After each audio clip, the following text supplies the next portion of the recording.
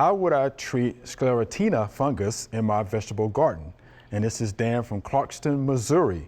He wonders if he should spray fungicide on the ground. All right, and this is Sclerotinia fungus, which is also called white mold. Yeah. Right. So what do you think about that?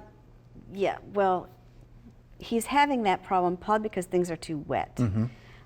So we got to dry things up, maybe plant up, and it can last in the soil for up to 3 years. Oh, my goodness. Now, I mean, I don't know if actually spraying the soil is going to make much difference because it's the plants that are getting the disease, and you'd have to preventative spray them. You could do that on a program, but that's a lot of spraying.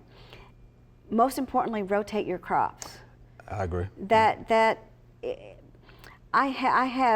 I rotate in 4-year sections.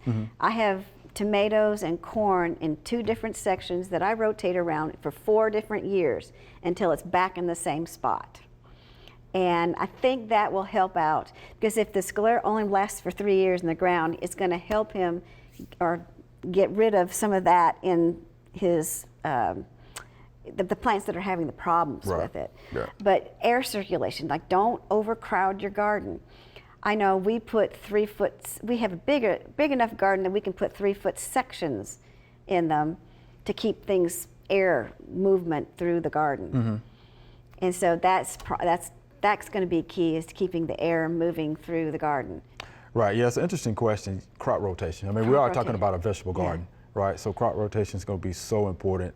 You know me, cultural practices, do some research, look for some resistant varieties is something else I would consider.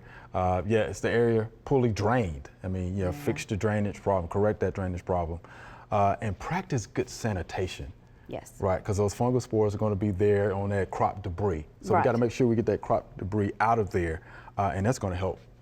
And don't put those disease plants in your compost pile. Good point. Right. Because that's going to just keep it going. Right. And then you just want to break the cycle.